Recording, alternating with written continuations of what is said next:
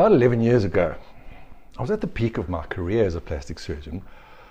Life was good, or so I thought, and one particular night after a game of squash and a few drinks and a few beers, I was absolutely starving. You know that feeling, right, when you just so ravenous. So I decided to stop at a garage and grab a pie and a Coke, a bad habit that I have, especially when I've had a few drinks. And I walked in, headed to the fridges, and then I saw it right there on the newspaper rack was a huge headline with my photo underneath it, screaming, "Stop this butcher."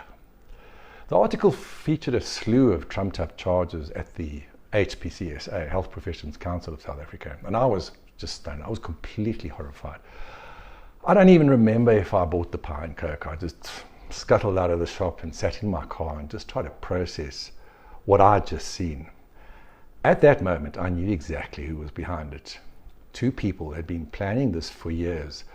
An elderly plastic surgeon named Dr. Leslie Berkowitz and a medical malpractice attorney from Benoni named Gary Austin. It was a carefully orchestrated attack, a quest for revenge. I'll cover that story at a later stage, but suffice to say that the revenge sought was for an unbelievably petty tiff that occurred between Berkowitz and I. Now, I'm sharing this because I know I'm not the only one who's faced public humiliation. Maybe you've been dragged through the mud by the media. Maybe lies were spread about you just to sell headlines. And in my case, it wasn't just about grabbing attention. It was personal. A calculated plan to destroy my career and my reputation. I've written a book about my experience, actually a couple of books, and I'm sharing this now to offer hope to anyone who's going through or has gone through something similar. I get it. It's brutal. But human beings are incredibly resilient. Public humiliation is one of the most painful experiences we can endure. It's an ancient pain rooted deep in our survival instincts because back when we were hunter-gatherers, being cast out from the tribe could mean almost certain death. And that's why it hurts so deeply, just like physical pain. The same centers in the brain are stimulated. But here's what I want you to remember. This too shall pass. It's something I've held on through the darkest days. It might sound like a cliche, but it's true. No matter how unbearable things seem right now, they will change. And if you're struggling to see the light at the end of the tunnel, just know you are not alone. And as you get through this, if you want to learn more about my story and how I managed to come out the other side, check out my books. I wrote it to help people like you. The night I walked into the BP garage shop was just the beginning. Now, in future videos, I'm going to share more about my journey since that diabolically awful moment 11 years ago. I'll talk about the strategies and tactics I used to rebuild my life and myself. And one of the most impactful resources on my journey was a book called So You've Been Publicly Shamed by Ron Johnson.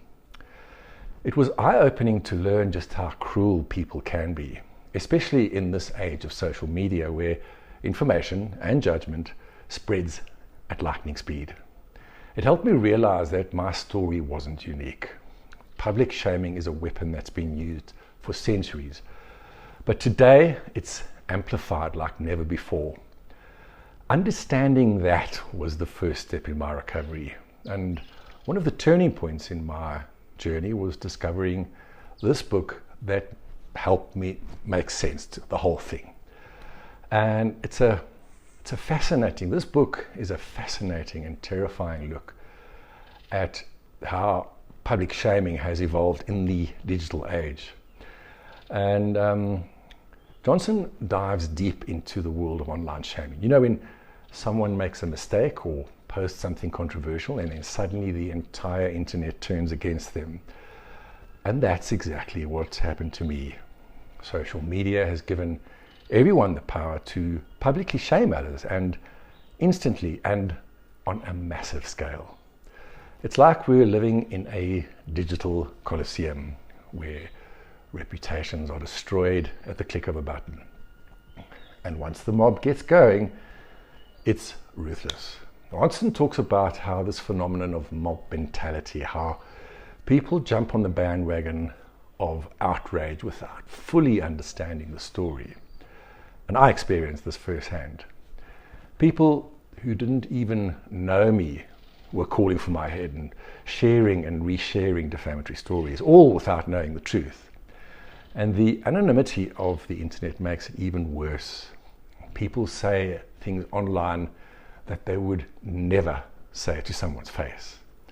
They forget that there's a real human being on the other side of the screen dealing with the fallout. Ronson explores the devastating impact this can have on personal identity and social standing. And I can tell you from experience, he's right. Overnight, I went from being a respected plastic surgeon to a public pariah. I was so humiliated that I went into hiding, went to ground for 18 months. I avoided public places because I was convinced that everyone was judging me. I imagined whispers behind my back, people pointing fingers. It was soul-destroying, to say the least. But then something unexpected happened. As time went on, I realized that not everyone knew about the scandal, and those who did, most of them had already moved on. Ronson talks about this in his book too, how public shaming is brutal at first, but eventually people lose interest. It's like being yesterday's news. And that's one of the few comforts I found. This too shall pass. Another powerful insight from the book is about the absence of forgiveness in online culture. Ronson shares the story of Jonah Lehrer, a journalist who tried to apologize for his mistakes only to be publicly humiliated all over again. It made me realize that no apology would have satisfied the mob. They didn't want remorse, they wanted retribution. And that's exactly what makes rebuilding your life after public shaming so difficult. But I did rebuild. I started writing my memoirs, partly to make sense of what happened and partly to help others who might face the same nightmare. The reason I'm sharing all of this is because I want to give people hope to anyone who's going through public humiliation or facing adversity. It's painful, it's terrifying, but it's not the end. Human beings have an incredible ability to heal and rebuild even after the most traumatic events. And while the internet may never forget, people do move on. So you've been publicly shamed taught me that the online mob is fickle. They rage, they destroy, and then they find a new target. It's a vicious cycle. But understanding it has helped me to survive it. So if you've been through public humiliation or you're just interested in how online shaming works, I highly recommend this book. And stay tuned because I'll be sharing more about my story and how I found my way back to life. And if you found this video helpful or if my story resonates with you, please like, subscribe, and share it with someone who might need to hear it. I'm sharing all of this because I know there are others out there who are dealing with public humiliation, shame, or just tough times. If that's you, know this. You're not alone. And you can get through it. So if my story resonates with you, or if you're interested to hearing about more about how to survive public shaming and adversity, make sure to like and subscribe to my channel. Thanks for watching, and remember, this too shall pass.